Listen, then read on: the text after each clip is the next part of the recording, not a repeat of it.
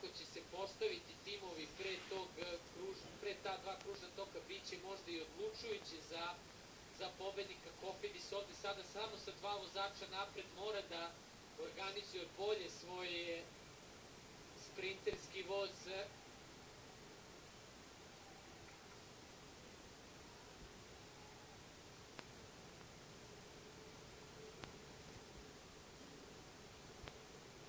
Godan ovde sada ide napred.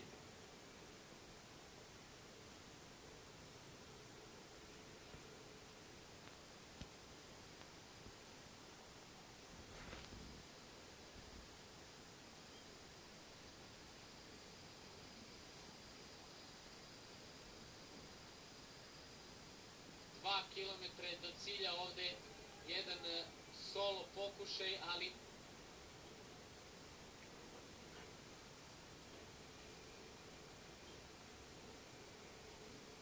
najverovatnije, kao što ste videli, i sada Marsejovi momci hvataju vozača iz AG Duera. Tu je tim Rompo Toranje sa nekoliko predstavnika napred.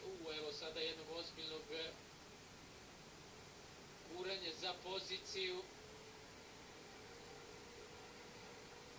Bora dolazi ovde sa desne strane i Bretanj Seš. Sada 1500 metara do cilja.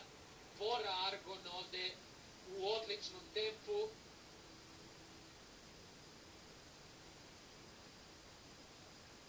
Evo sada ulazimo u poslednji kilometar. Bora kontroliša, ali dokle će moći.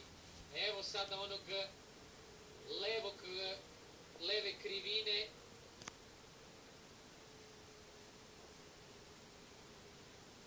Sada mala incidentna situacija.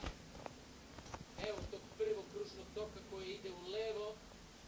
Evo kružnog toka odmah nakon toga koji će ići u desno.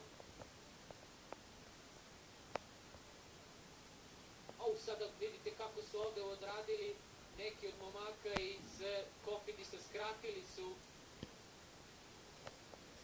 Jonas Alstrand ovde iz Kofidisa zajedno sa Brianom Kokarom u duelu. Ko će biti bolji? Ipak Brian Kokar. Mislim da je Brian Kokar ovde dobio, ali sačekat ćemo naravno zvanične rezultate.